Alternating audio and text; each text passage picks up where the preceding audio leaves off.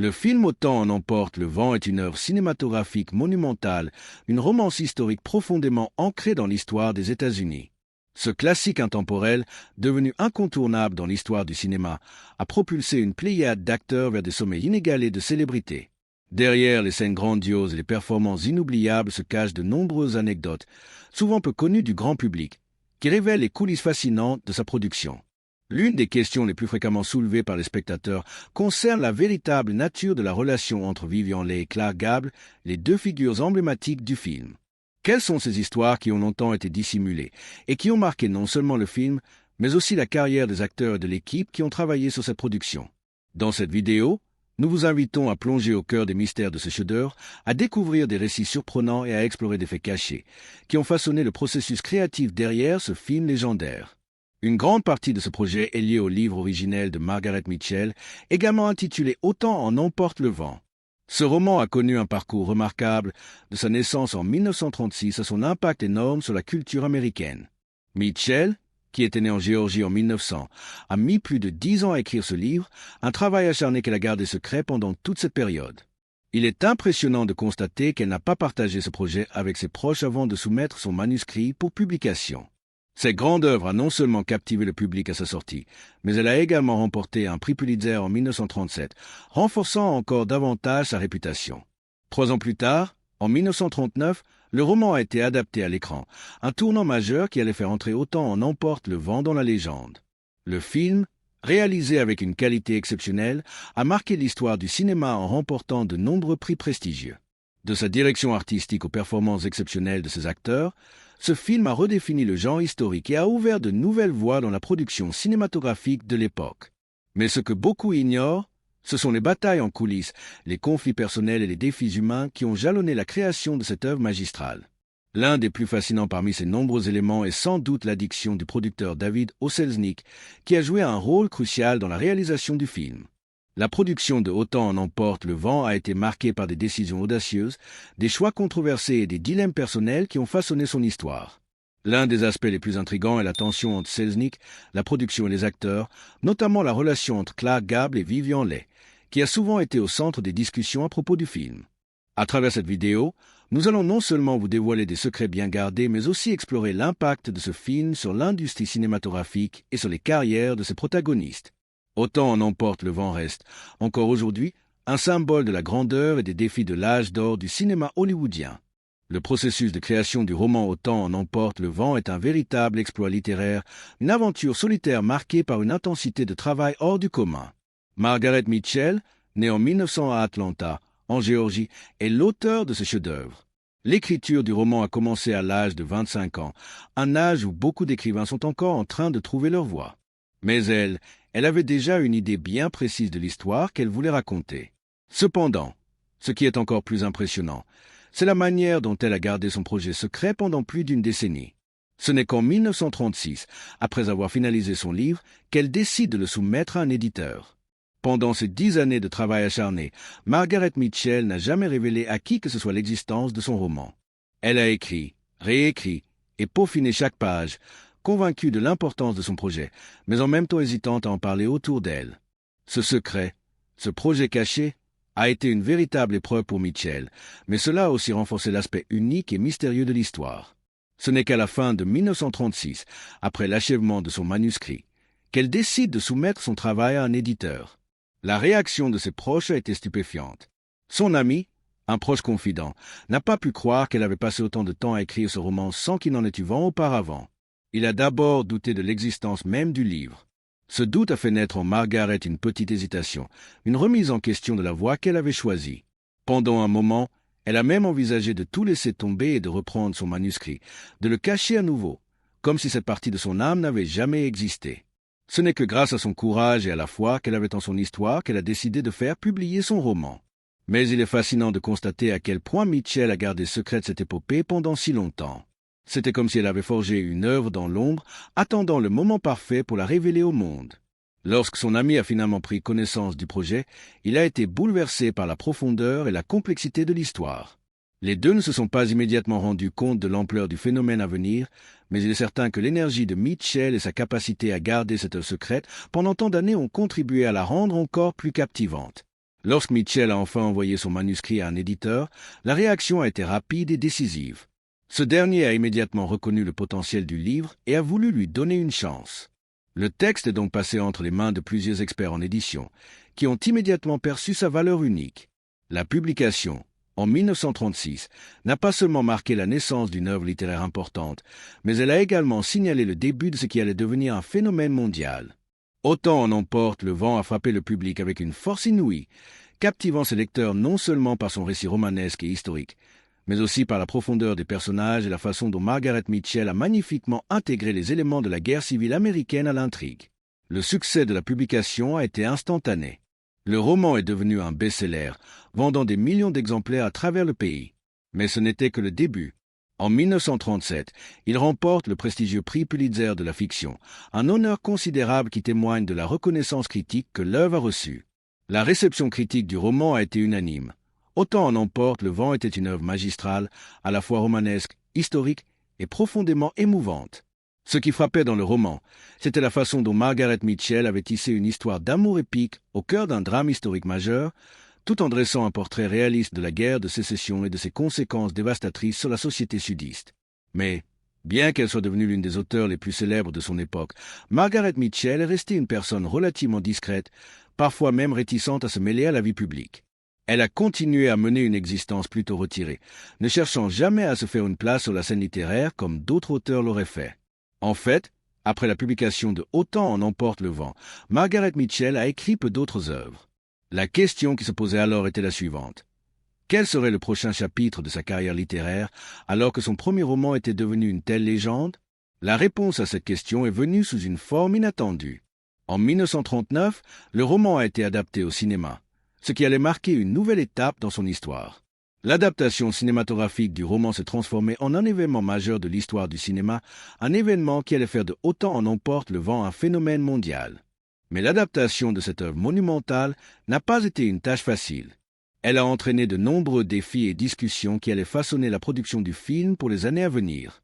Mais ce n'était pas tout, car la production elle-même a été marquée par des décisions audacieuses, des conflits internes et des changements qui allaient influencer à jamais l'industrie du cinéma. David O. Selznick, producteur de Autant en emporte le vent, se trouvait à un moment charnière de sa carrière lorsqu'il a décidé de se lancer dans l'adaptation cinématographique de l'œuvre de Margaret Mitchell. Après une série de projets infructueux, il était en quête de son prochain grand succès. Selznick, qui avait connu une certaine réussite avec des films précédents, avait néanmoins essuyé un échec retentissant avec un projet lié à la guerre civile, un genre qui ne semblait pas attirer un large public à l'époque. Cela avait ébranlé sa confiance et il se retrouvait dans une position où son avenir à Hollywood semblait incertain. Cependant, en 1936, un tournant inattendu se produit. Autant en emporte le vent. Ce roman épique et populaire venait de sortir, captivant les lecteurs du pays. Bien que Selznick n'ait pas immédiatement prêté attention à l'œuvre, il a eu un pressentiment qu'il s'agissait peut-être de l'opportunité qu'il attendait pour redorer son image et marquer les esprits.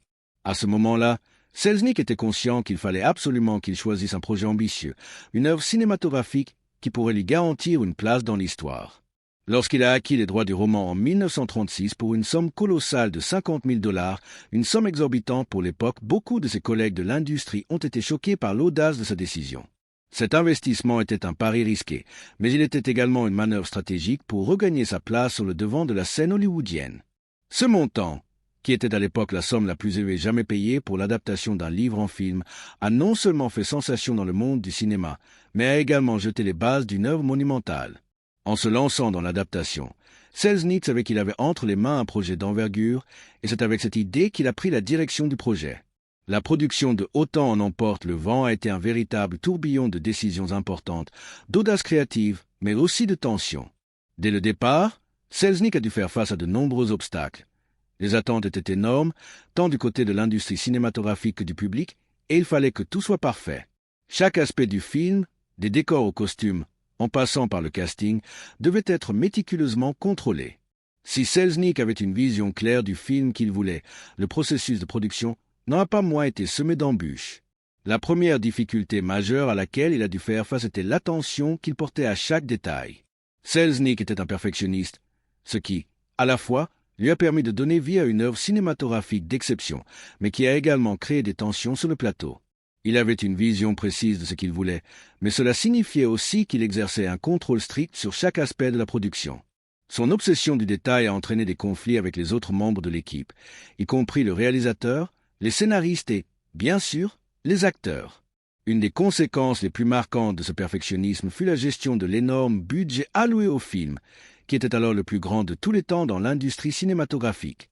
Derrière le contrôle strict du producteur, il y avait une pression considérable pour que le film réussisse non seulement artistiquement, mais aussi financièrement.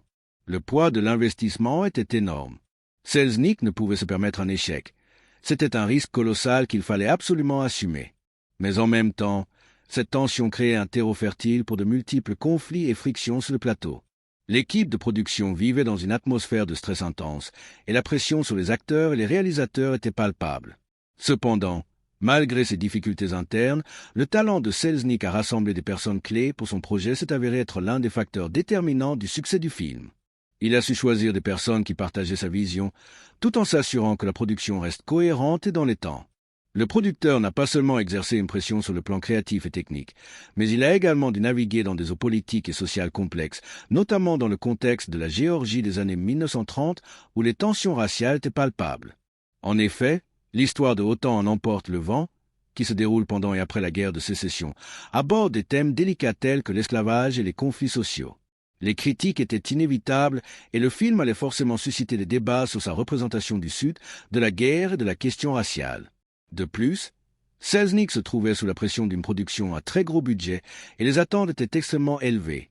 Cette combinaison de pressions internes et externes allait devenir une part intégrante de l'histoire de Autant en emporte le vent. Malgré ses propres luttes intérieures et ses habitudes de consommation de médicaments, ce qui ajoutait encore plus de tension dans la production, Selznick a continué de se battre pour que son projet prenne forme.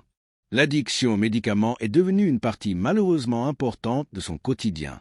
Selznick, connu pour son talent indéniable, se retrouvait souvent sous l'effet de drogues prescrites, ce qui l'a amené à adopter une approche obsessionnelle de la production. Pour lui, chaque détail du film était crucial et il s'est parfois retrouvé à superviser chaque aspect de la réalisation, depuis le script jusqu'à la direction des acteurs. Ce comportement a eu un impact, parfois négatif, sur l'équipe, mais aussi sur l'ambiance générale du tournage. Toutefois, sa passion et sa détermination, en fin de compte, permis au film de voir le jour. L'une des grandes réussites de Selznick fut sa capacité à gérer ses nombreux conflits tout en maintenant une vision claire du film qu'il voulait réaliser. Le résultat de ses efforts, malgré tout le tumulte en coulisses, fut un film qui est aujourd'hui reconnu comme un chef-d'œuvre, un jalon dans l'histoire du cinéma. Mais, bien que la production ait abouti à un triomphe, il n'en demeure pas moins que la route a été semée d'embûches. Il est impossible de dissocier le succès de Autant en emporte le vent de la manière dont Selznick a mené ses productions chaotiques avec une énergie sans faille, tout en faisant face à des défis personnels et professionnels. L'un des aspects les plus fascinants de la production de Autant en emporte le vent réside dans les conflits qui ont émergé entre le producteur, David O. Selznick, et l'équipe créative, en particulier les réalisateurs. L'histoire du film n'est pas simplement celle d'une adaptation cinématographique réussie d'un roman à succès, mais aussi celle de l'interaction de personnalités puissantes et des défis artistiques auxquels ils ont dû faire face. L'une des premières étapes majeures du film a été le choix du réalisateur. George Cukor, un réalisateur renommé d'Hollywood, a été choisi initialement pour diriger le projet. Cependant, le travail entre Cukor et Selznick s'est rapidement révélé être un terrain miné de désaccords créatifs et de tensions personnelles qui allaient perturber le cours de la production. George Cukor était un réalisateur réputé pour son sens de la direction d'acteurs, particulièrement pour les rôles féminins, et il semblait être le choix idéal pour diriger un film avec une telle galerie de personnages féminins emblématiques. Cependant, sa relation avec Selznick s'est détériorée dès le début. Selznick, qui avait un contrôle absolu sur chaque aspect du film, s'immisçait constamment dans la direction de Cukor, ce qui était une source de tension. Cukor, un réalisateur habituellement méticuleux et peu enclin à céder sur la vision artistique de son film, n'appréciait pas du tout cette ingérence dans son travail. Les disputes sur le plateau entre les deux hommes étaient fréquentes et bien documentées, avec Cukor qui critiquait le style de gestion autoritaire de Selznick. Le réalisateur pensait que Selznick, en tentant de contrôler trop de détails, nuisait à la fluidité de la production et à la créativité du projet. Au fil du temps, cette discorde a conduit à une rupture totale. Après plusieurs mois de tension, Selznick a décidé de renvoyer Cukor. Officiellement, il a déclaré que Cukor était trop lent et ne répondait pas aux attentes du studio en termes de rythme et de production. Cependant, de nombreuses rumeurs ont circulé, suggérant que l'orientation sexuelle de Cukor, qui était ouvertement gay, aurait également joué un rôle dans cette décision. À cette époque, Hollywood était un environnement où l'orientation sexuelle était souvent considérée comme un sujet tabou, et la présence de Cukor à la tête d'un projet aussi important aurait pu être un facteur qui a influencé la décision de Selznick, bien que cela ne soit jamais confirmé de manière définitive. Certains pensent que l'homosexualité de Cukor n'a pas été bien vue par Selznick et d'autres membres du studio, en particulier dans un Hollywood encore fortement marqué par les préjugés sociaux. Le départ de Cukor a donc marqué le début d'une nouvelle phase pour la production. À sa place, Selznick a choisi un autre réalisateur, Victor Fleming. Fleming était un réalisateur polyvalent, connu pour sa capacité à naviguer dans des genres variés, et son arrivée sur le projet allait apporter un tournant décisif dans la production. Cependant, son arrivée ne signa pas la fin des tensions. En réalité, pendant une grande partie de la production, Fleming se retrouvait à gérer non seulement la direction de la réalisation, mais aussi à combler le vide laissé par Cukor, tout en devant aussi composer avec l'influence constante de Selznick. Bien que Fleming ait apporté un sens du réalisme et de la gravité au film, il n'a pas échappé à l'ombre d'un Selznick qui contrôlait minutieusement chaque aspect de la production. Les tensions en coulisses ne se limitaient pas à la relation avec les réalisateurs. Le climat de la production était également marqué par des frictions avec certains membres de l'équipe, notamment les acteurs. Le processus de création du film était devenu un terrain miné de conflits et de mécontentements. La pression d'être à la hauteur des attentes élevées, le stress constant des horaires de tournage intenses et l'attention médiatique incessante ont exacerbé ces tensions. Cela a rendu l'atmosphère sur le plateau particulièrement difficile à supporter, mais malgré ces conditions de travail éprouvantes, Autant en emporte le vent a réussi à voir le jour, en grande partie grâce à la vision obstinée de Selznick, mais aussi à la résilience et au talent des acteurs qui ont continué à travailler malgré les difficultés. Le départ de George Cukor et l'arrivée de Victor Fleming ont fait naître de nouvelles dynamiques sur le plateau. Si la production a continué, elle n'a pas été épargnée par de nouvelles complications. Le film a dû faire face à des défis supplémentaires, notamment la gestion de l'immense équipe technique et la cohésion du casting, qui restaient essentielles à la réussite du projet. Chaque scène semblait être une bataille constante entre maintenir la vision artistique du film tout en respectant les impératifs de production imposés par Selznick. La transition de Cukor à Fleming a été turbulente, mais finalement, elle a conduit à un résultat spectaculaire qui est resté dans les annales du cinéma. L'un des moments les plus mémorables de la production de Autant en emporte le vent a été le processus de sélection de l'actrice principale, Scarlett O'Hara. Le personnage de Scarlett, une jeune femme du Sud, ambitieuse et déterminée, incarnait l'âme du film. Il est donc devenu impératif de trouver une actrice capable d'incarner toutes les nuances de ce rôle complexe. Cependant, la route vers la sélection de l'interprète idéal n'a pas été sans embûches. En effet, le casting de Scarlett O'Hara est devenu l'un des plus grands défis dans l'histoire du cinéma. Le processus de sélection a été intensément compétitif, avec plus de 1400 actrices auditionnant pour le rôle. Parmi elles se trouvait une actrice britannique, Vivien Leigh, qui, au départ, ne semblait pas correspondre au profil que les producteurs recherchaient. Scarlett O'Hara était un personnage du Sud, et il était attendu qu'elle ait l'accent et les caractéristiques typiques de cette région des États-Unis. Mais Vivien Leigh, née à Londres, n'avait ni l'accent ni les traits typiques du Sud. Cela soulevait un véritable dilemme. Beaucoup s'inquiétaient du fait qu'elle ne parvienne pas à capturer l'essence de Scarlett O'Hara, dont l'accent et la culture étaient une partie intégrante de l'histoire. Lors de ces auditions, Vivien Leigh a eu des difficultés à maîtriser l'accent du Sud-Américain. Cela a presque coûté sa chance. Sa performance initiale a manqué de l'authenticité attendue, et elle a même fait quelques erreurs de dialecte, glissant parfois vers un accent nordiste. Cela a créé une certaine inquiétude chez les producteurs, qui pensaient que son origine britannique allait jouer contre elle dans l'interprétation de ce rôle si profondément ancré dans la culture du Sud. Cependant, la détermination de Vivien Leigh et son talent d'actrice ont pris le dessus. Elle a persévéré, améliorant son accent et affinant sa prestation, jusqu'à ce qu'elle parvienne à incarner parfaitement la complexité de Scarlett O'Hara. Bien que le choix de Leigh ait été un choix audacieux, il a rapidement été évident que son interprétation était exceptionnelle. Toutefois, son casting a aussi été un sujet de controverse, en particulier parmi des groupes comme les Dr. of Confederacy, une organisation conservatrice du Sud. Ces derniers ont exprimé leur mécontentement face au choix de Vivien Leigh, estimant qu'une actrice britannique ne pouvait pas incarner un personnage aussi emblématique de la culture sudiste. Leur opposition n'a pas suffi à changer la décision de David O. Selznick, mais elle a ajouté une dimension politique et sociale à la production, soulignant les tensions culturelles et les débats sur la représentation du Sud dans le cinéma. Une fois sur le plateau, la production n'a pas été moins difficile pour Vivien Leigh. Le personnage de Scarlett O'Hara exigeait beaucoup de l'actrice, tant sur le plan physique qu'émotionnel. Le rôle demandé allait de jouer des scènes intenses et dramatiques, parfois sous des conditions de tournage éprouvantes. Une des difficultés majeures qu'elle a rencontrées était le port du corset, un élément central du costume de Scarlett O'Hara.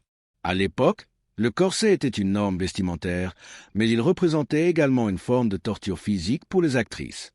Le corset de Leigh était si serré qu'il limitait sa respiration et causait une gêne constante pendant les prises. Le processus de mise en scène du personnage de Scarlett était donc une épreuve qui alliait la douleur physique à la tension émotionnelle de son rôle. Mais ce n'était pas tout.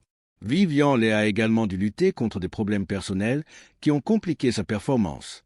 Diagnostiquée plus tard avec un trouble bipolaire, elle a vécu plusieurs périodes de profonde instabilité émotionnelle durant la production. Les tensions sur le plateau, la pression de tenir le rôle principal dans un film aussi attendu et les défis personnels liés à sa santé mentale ont exacerbé ces difficultés. Pourtant, malgré ces obstacles, Vivien Leigh a livré une performance magistrale qui allait la propulser au sommet de la célébrité et la rendre inoubliable dans l'histoire du cinéma. Le talent de Leigh a été particulièrement apparent lors de l'un des moments les plus mémorables du film.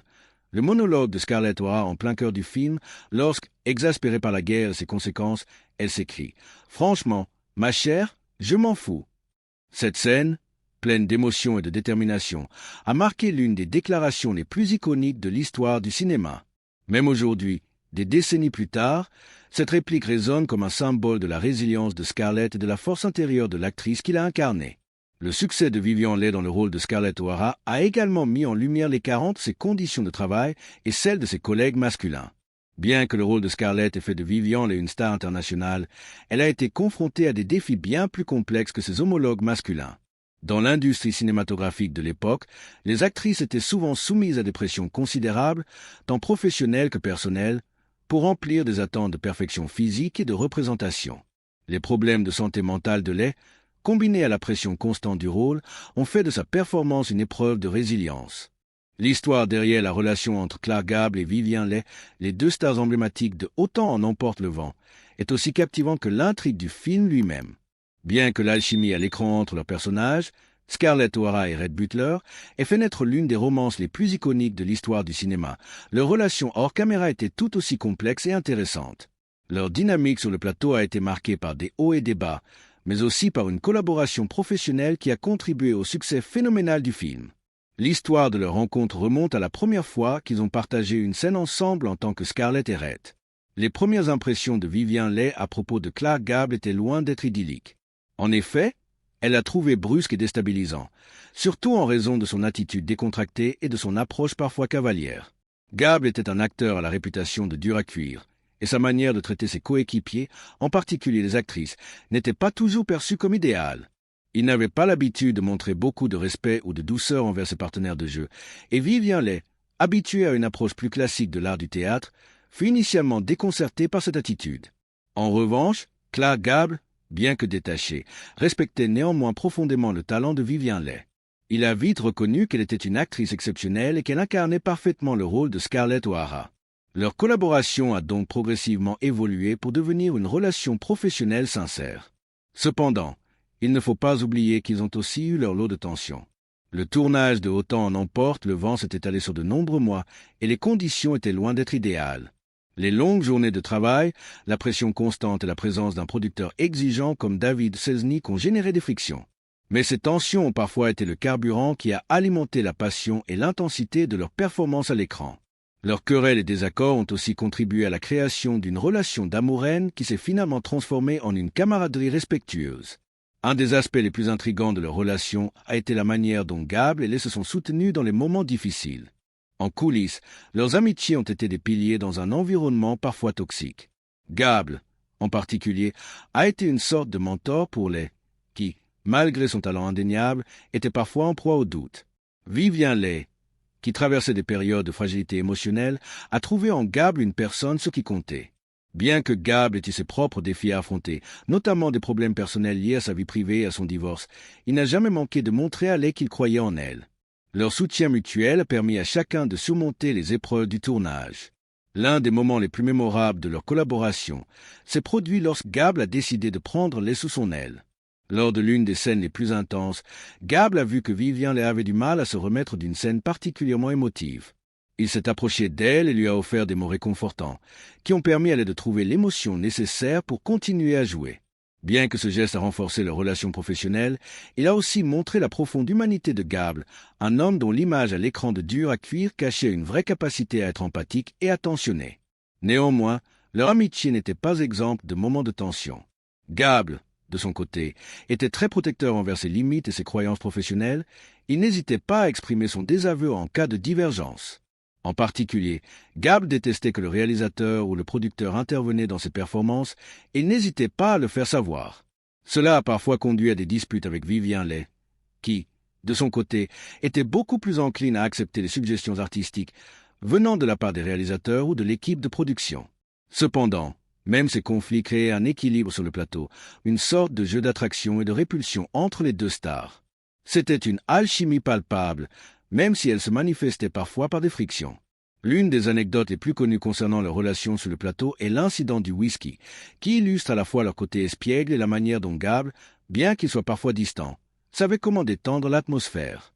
Dans une scène où le personnage de Mamie, joué par Hattie M. Daniel, devait tenir un verre de thé, Gable, dans un accès de malice, a décidé de remplacer le thé par du whisky. Il a attendu que M. Daniel prenne une gorgée de son verre, et la réaction de l'actrice a été instantanément comique, ce qui a provoqué un éclat de rire sur le plateau. Toutefois, cet incident amusant a créé un léger malaise, surtout chez M. Daniel, qui, bien qu'elle ait ri sur le moment, n'a jamais vraiment pardonné à Gable cette farce.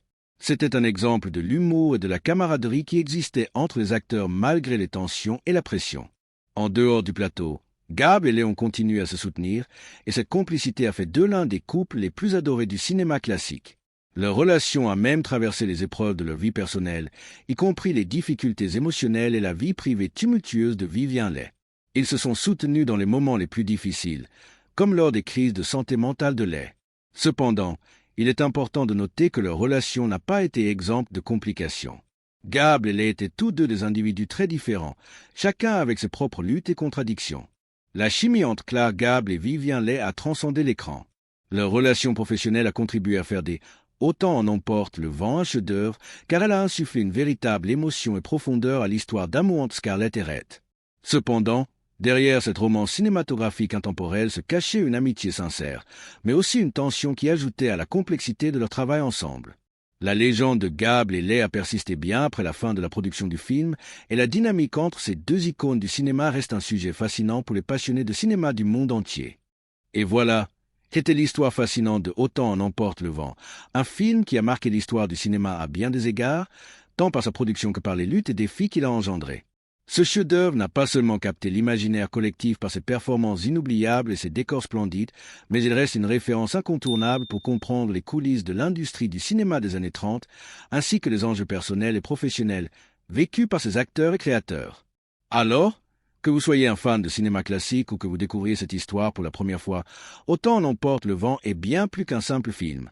C'est une aventure, un défi, une histoire de passion et de persévérance et un reflet des complexités sociales et culturelles de l'époque.